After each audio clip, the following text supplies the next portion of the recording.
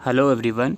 Delhi university admission branch ने 24 अप्रैल को एक इम्पॉर्टेंट नोटिस रिलीज़ करा है आप लोगों के लिए जो बच्चे दिल्ली यूनिवर्सिटी में रेगुलर कॉलेजेस में अंडर ग्रेजुएट कोर्सेज़ में एडमिशन लेना चाहते हैं और पोस्ट ग्रेजुएट कोर्सेज़ में एडमिशन लेना चाहते हैं।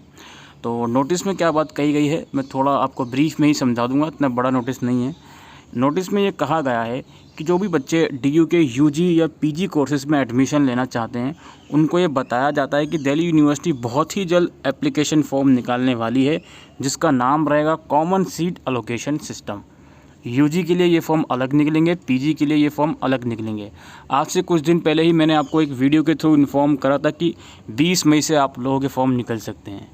ठीक है, तो ये बता रहे हैं यूनिवर्सिटी के हम बहुत जल्द अपने फॉर्म निकालने वाले हैं जो कि CSAS के थ्रू होंगे। कॉमन सीट एलोकेशन सिस्टम का मतलब क्या होता है कि आप CSAS वाला फॉर्म भरोगे, अपने उसमें डॉक्यूमेंट्स वगैरह अपलोड करोगे, उसमें अपना जो भी क्वालिफ़िकेशन है, जो भी कोर्सेज़ और कॉलेजेस का प्रेफरेंस है वो आपको फिलअप करना होता है। याद रखिए UG के लिए अलग फॉर्म निकलता है, PG के लिए इस बार अलग फॉर्म निकलेगा। अच्छा जी, इसके बाद ये लोग क्या बोल रहे हैं ये वाला पॉइंट रीड कीजिए। ये वाला पॉइंट जो है ये सिर्फ UG कोर्सेज़ के लिए है। इसमें ये बोल रहे हैं आपका कोई भी रिज़र्वेशन हो, SC ST OBC Kashmiri migrant EWS कोई भी आपका रिज़र्वेशन हो, आपको उस रिज़र्व कैटेगरी का जो सर्टिफिकेट है वो रेडी फॉर्मेट में रखना है 15 मई तक। 15 मई तक अपने डॉक्यूमेंट रेडी करके रख लो। तो ये बात तो क्लियर हो गई, 15 मई के बाद ही फॉर्म निकलेंगे।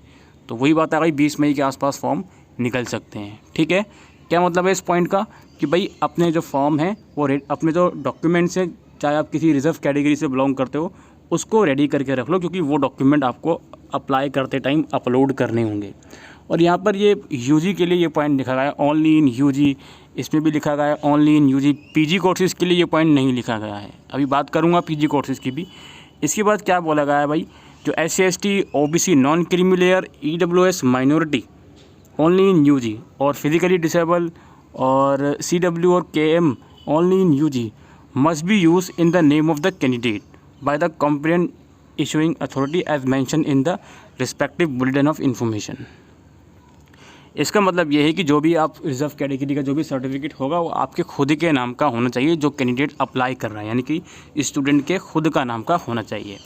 इसके अलावा OBC, जो बच्चे OBC कैटेगरी से बिलोंग करते हैं उनका जो OBC सर्टिफिकेट है वो नॉन क्रीमी लेयर का होना चाहिए, स्टूडेंट के खुद के नाम का होना चाहिए, सेंट्रल कास्ट वाला होना चाहिए और वो सर्टिफिकेट 31 मार्च 2023 के बाद का इशू किया हुआ होना चाहिए।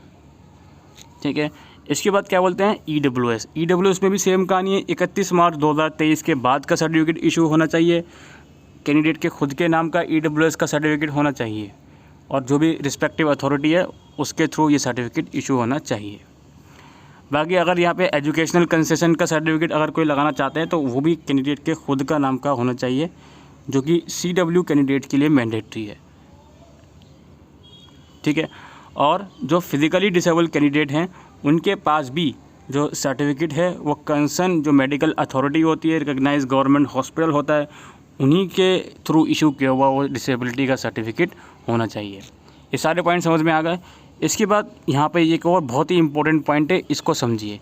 इस पॉइंट का मतलब ये है कि जो भी आपके पास अगर रिजर्व कैटेगरी का सर्टिफिकेट है उसमें जो आपका नाम है और जो आपके क्वालिफ़िकेशन सर्टिफिकेट 10th 12th की मार्कशीट है उसमें जो आपका नाम है वो सेम होना चाहिए।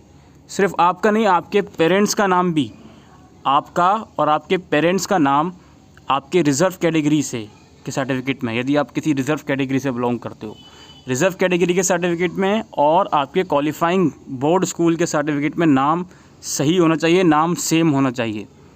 ठीक है, इस चीज़ का ध्यान रखें। और CUT UG या PG का जो भी आपने फॉर्म भरा है उसमें भी नाम सही होना चाहिए। याद रखिए, जो आप DU का CSAS वाला फॉर्म भरोगे, चाहे वो UG का हो या PG का हो, उसमें कुछ बेसिक डिटेल ऐसी होती हैं जो डायरेक्टली CUT वाले फॉर्म से DU CSAS वाले फॉर्म पर ट्रांसफ़र हो जाएंगे। यानी कि जैसे कि आपका नाम डायरेक्टली वहाँ पे ट्रांसफ़र हो जाएगा।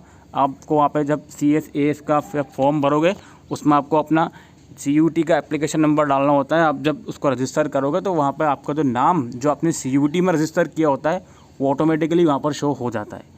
और ये लोग क्या बोल रहे हैं, अगर आप किसी रिज़र्व कैटेगरी से बिलोंग करते हो तो उस सर्टिफिकेट में आपका नाम और उसके साथ साथ आपके क्वालिफ़िकेशन सर्टिफिकेट में आपका नाम सेम होना चाहिए, सिर्फ आपका नहीं, आपके पेरेंट्स का भी। इस चीज़ का ध्यान रखना, ठीक है जी। अच्छा जी, इसके अलावा क्या है भाई, ये भी इम्पोर्टेंट पॉइंट है, कोई भी अंडरटेकिंग एक्सेप्ट नहीं करा जाएगा। यानी कि ऐसा कुछ भी एक्सेप्ट नहीं करा जाएगा कि आप के पास सर्टिफिकेट नहीं है तो आप CSAS वाले फॉर्म में अंडरटेकिंग लगा रहे हो। CUET वाले फॉर्म में तो बहुत से स्टूडेंट ने अंडरटेकिंग लगाया होगा, चाहे वो OBC वगैरह का हो, लेकिन जो DU का फॉर्म निकलेगा CSAS, उसमें कोई भी अंडरटेकिंग वो लोग एक्सेप्ट नहीं करेंगे। आप अगर किसी रिजर्व कैटेगरी से बिलोंग करते हो तो उसका सर्टिफिकेट आप लेकर आइए रेडी फॉर्मेट में, दैट्स इट, ठीक है। और कैंडिडेट से रिक्वेस्ट करी जाती है कि अपना जो भी एडमिशन की वेबसाइट है वो चेक करते रहिए फर्दर अपडेट्स के लिए। अब यहाँ पर एक पॉइंट यहाँ पर मेंशन था कि भाई इस वाले पॉइंट में लिखा गया है कि ओनली फॉर UG, इसमें भी इन लोगों ने ओनली फॉर UG लिख दिया, तो क्या PG के लिए ये चीज़ें लागू नहीं होंगी?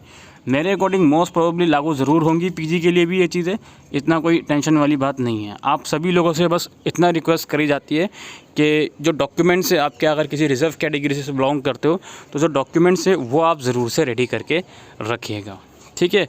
बाकी CSAS का जो रजिस्ट्रेशन होता है ना, जो UG कोर्सेज़ होते हैं उनका 3 फेजेज़ में होता है। पहले आपको बेसिक फॉर्म भरवाएंगे, फिर आपका CUET का रिज़ल्ट आएगा, रिज़ल्ट के बाद आपसे प्रेफरेंस भरवाई जाएगी।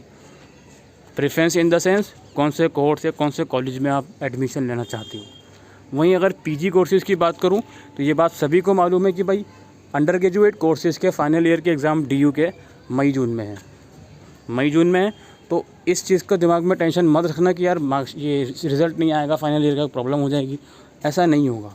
उन सब चीज़ों को ध्यान में रखते हुए ही CSAS का पोर्टल खोला जाएगा और टाइम दिया जाएगा कि हाँ जी रिज़ल्ट आ गया तो अब मार्क्स अपडेट कर दो अपने PG एडमिशन पोर्टल में, जो भी सारी चीज़ें हैं।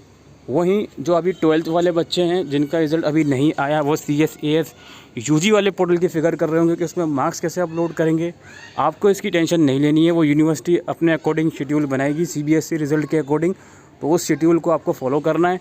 हो सकता है रिज़ल्ट आने से पहले पोर्टल खोल दें, फिर जब रिज़ल्ट आए तो मार्क्स अपडेट करने का आप लोगों को टाइम दिया जाए। तो सारी चीज़ें आप लोगों के लिए बनाई जाएंगी प्रॉपरली, उस चीज़ का आपको चिंता नहीं करनी है। मेक श्योर जो भी आपका रिज़र्व कैटेगरी का डॉक्यूमेंट है वो रेडी करके रखें, और उस डॉक्यूमेंट में आपका और आपके माता पिता का जो नाम है वो मैच होना चाहिए आपके क्वालिफाइंग एग्जामिनेशन के सर्टिफिकेट से। तो आई होप दोस्तों आपको ये वीडियो यूज़फुल लगी हो, तो वीडियो को शेयर कीजिएगा। Thank you.